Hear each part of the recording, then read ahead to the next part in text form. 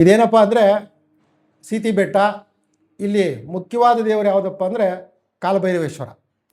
ಮತ್ತು ಇಲ್ಲಿ ನಿಮ್ಗೆ ಕಾಣಿಸ್ತಾ ಇರುವಂತಹ ದೇವರು ಶ್ರೀಪತೇಶ್ವರ ಅಂದರೆ ಈಶ್ವರ. ಇಲ್ಲಿ ಏನಪ್ಪ ಪುರಾಣ ಪ್ರಸಿದ್ಧಿ ಅಥವಾ ಪುರಾಣಗಳು ಏನು ಹೇಳುತ್ತಪ್ಪ ಅಂದರೆ ಇಲ್ಲಿ ಎದುರುಗಡೆ ಇರುವಂತಹ ದೇವಸ್ಥಾನ ಬೆಟ್ಟ ಚಂಜಿಮಲೆ ಬೆಟ್ಟ ಅಂತ, ಅದನ್ನು ಭಸ್ಮಾಸುರನ ಬೆಟ್ಟ ಅಂತ ಕೂಡ ಕರೀತಾರೆ. ಕಾರಣ ಏನಪ್ಪ ಅಂದರೆ ಅಲ್ಲಿ ಭಸ್ಮಾಸುರ ತಪಸ್ಸು ಮಾಡಿದಂಥ ಪ್ರತೀತಿ. ಭಸ್ಮಾಸುರ ತಪಸ್ಸು ಮಾಡಿದಂಥ ಪ್ರತೀತಿ ನಿಮಗೆಲ್ಲ ಗೊತ್ತಿದೆ. ಭಸ್ಮಾಸುರ ತಪಸ್ಸು ಮಾಡಿ ಈಶ್ವರ ಪ್ರತ್ಯಕ್ಷ ಆಗ್ತಾನೆ. ಈಶ್ವರ ಪ್ರತ್ಯಕ್ಷ ಆಗಿ ನಿನಗೇನು ವರ ಬೇಕಪ್ಪ ಅಂತ ಕೇಳಿದಾಗ ಭಸ್ಮಾಸುರ ನಾನು ಮುಟ್ಟಿದ್ದೆಲ್ಲ ಭಸ್ಮ ಆಗಬೇಕು, ಆ ಥರ ವರ ಕೊಡು ಅಂತ ಈಶ್ವರನ ಕೇಳ್ಕೊತಾನೆ. ಈಶ್ವರ ತಥಾಸ್ತು ಅಂತ ಹೇಳ್ತಾನೆ. ಭಸ್ಮಾಸುರ ಏನು ಮಾಡ್ತಾನೆ, ನೀನು ಕೊಟ್ಟಿರುವಂತಹ ಹೊಲ ಫಲಿಸುತ್ತೋ ಇಲ್ವೋ, ಅದಕ್ಕೆ ನಾನು ನಿನ್ನ ತಲೆ ಮೇಲೇ ಕೈ ಇಟ್ಟು ನೋಡ್ತೀನಿ, ನೀನು ಭಸ್ಮ ಆಗ್ತೀಯೋ ಇಲ್ವೋ ಅಂತ ಹೇಳ್ತಾನೆ. ಆಗ ಈಶ್ವರ ಏನು ಮಾಡ್ತಾನೆ, ಓ ಇದೇನೋ ಏಟಾಗೋಗಿದೆ, ನನ್ನ ತಲೆ ಮೇಲೆ ಕೈ ಇಟ್ಟರೆ ಕಷ್ಟ ಆಗುತ್ತೆ ಅಂತ ಹೇಳ್ಬಿಟ್ಟು ಏನು ಮಾಡ್ತಾರೆ, ಆ ಬೆಟ್ಟದಿಂದ ಏನು ಮಾಡ್ತಾರೆ ಕೆಳಗಡೆ ಇಳಿದು ಬರ್ತಾರೆ.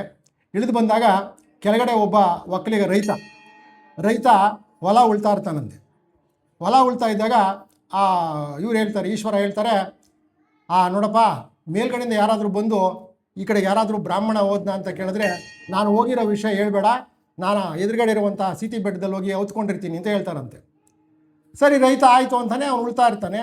ಸರಿ ಈಶ್ವರ ಏನು ಮಾಡ್ತಾರೆ, ಈ ಸೀತಿ ಬೆಟ್ಟದ ಮೇಲೆ ಇರುವಂಥ ಈ ಗುಹೆಗೆ ಬಂದರು ಅಂತ ಪ್ರತೀತಿ. ಇಲ್ಲಿ ನಿಮ್ಗೆ ಕಾಣಿಸುತ್ತೆ ಗುಹೆ, ಈ ಗುಹೆಯಲ್ಲಿ ಬಂದು ಔತ್ಕೊಂಡಿದ್ರು ಅಂತ ಪ್ರತೀತಿ.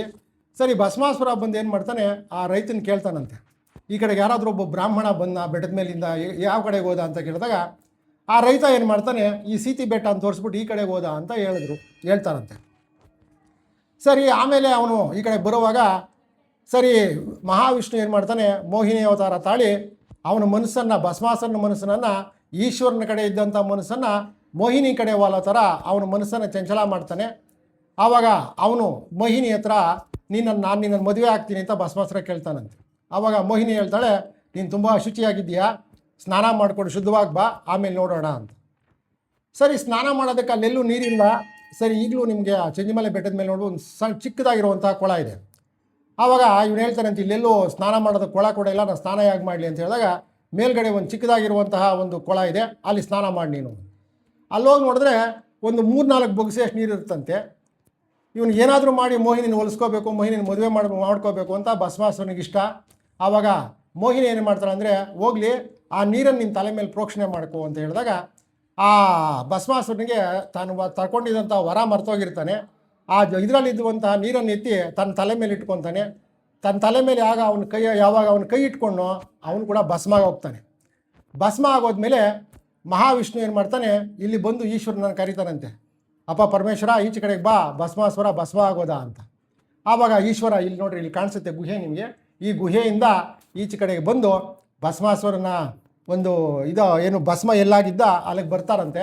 ಆವಾಗ ಮಹಾವಿಷ್ಣುಗೆ ಹೇಳ್ತಾರಂತೆ ಈಶ್ವರ, ನಾನು ಕೆಳಗಡೆಗೆ ಬಂದಾಗ ಒಬ್ಬ ಒಕ್ಕಲಿಗ ರೈತ ಉಳ್ತಾ ಇದ್ದವಲ್ಲ, ಅವನಿಗೆ ನಾನು ಹೇಳಿದೆ ನಾನು ಯಾವ ಕಡೆ ಹೋಗಿದ್ದೀನಿ ಅಂತ ಅವ್ನು ಹೇಳ್ಬೇಡ ಅಂತ, ಆದರೂ ಕೂಡ ಅವ್ನು ಹೇಳಿದ್ದಾನೆ ಅಂತ ಹೇಳ್ಬಿಟ್ಟು ಆ ಒಕ್ಕಲಿಗ ರೈತನ ಹತ್ರ ಬಂದು ಹೇಳ್ತಾನಂತೆ, ಏನಪ್ಪ ನೀನು ಮಾಡಿದ್ದು ಸರಿನಾ, ನಾನು ಈ ಥರ ನೀನು ಹೇಳ್ಬಿಟ್ಟು ಹೋಗಿದ್ದೆ, ಬೆಟ್ಟದ ಮೇಲೆ ಹೋಗ್ತೀನಪ್ಪ, ಅಲ್ಲಿ ಓದ್ಕೊಂಡಿರ್ತೀನಿ, ನಿನ್ನ ವಿಷಯ ಹೇಳ್ಬೇಡ ಅಂತ, ಆದರೂ ಕೂಡ ನೀನು ನನ್ನ ಕಡೆಗೆ ಬೆರಳು ತೋರಿಸಿ ಇದು ಮಾಡಿದ್ಯಾ, ಇನ್ನು ಮೇಲೆ ನಾನು ಅದೇ ಬೆಟ್ಟದ ಮೇಲೆ ಅದೇ ಗುಹೆಯಲ್ಲಿ ಇರ್ತೀನಿ ಶ್ರೀಪತೇಶ್ವರ ಅನ್ನೋ ಹೆಸರಿನಲ್ಲಿ, ನಿನ್ನ ತಲತಲಾಂತರದವರೆಗೂ ನಿನ್ನ ಪೂಜೆ ನನಗೆ ಬೇಡ, ಯಾಕೆಂದರೆ ನೀನು ನನಗೆ ಮೋಸ ಮಾಡಿರೋದ್ರಿಂದ ತಲತಲಾಂತರದವರೆಗೂ ಬೇಡ ಅಂತ ಹೇಳ್ತಾನಂತೆ. ಆಗ ಒಕ್ಕಲಿಗ ಹೋಗಿ ಏನು ಮಾಡ್ತಾನೆ, ಪರಮೇಶ್ವರನ ಕೇಳ್ಕೊತಾನಂತೆ, ಬೇಡ ಸ್ವಾಮಿ ನಾವು ತಪ್ಪಾಗೋಯ್ತು, ಗೊತ್ತಿಲ್ದಿರ ಮಾಡಿಬಿಟ್ಟೆ, ನನ್ನ ಪೂಜೆನ ತೊಗೋಬೇಕು ನೀವು ಅಂತ. ಆವಾಗ ಪರಮೇಶ್ವರ ಹೇಳ್ತಾನಂತೆ, ನೀನು ಯಾವಾಗ ಬೆರಳು ತೋರಿಸಿ ಇದು ಮಾಡಿದೆಯಲ್ಲ, ಅದರಿಂದ ನೀನು ಬೆರಳು ಅಶುಚಿಯಾಗಿದೆ, ನೀನು ಬೆರಳನ್ನು ಕತ್ತರಿಸ್ಬಿಟ್ಟು ಭೈರವೇಶ್ವರನಿಗರಿಸ್ಬಿಟ್ಟು ಅರ್ಪಿಸಿಬಿಟ್ಟು ಆಮೇಲೆ ಬಂದು ನನಗೆ ಪೂಜೆ ಕೊಡಬೇಕು ಅಂತ. ಈಗಲೂ ಕೂಡ ಬೆರಳು ಕೂಡ ಒಕ್ಕಲಿಗರು ಅಂತಿದ್ದಾರೆ.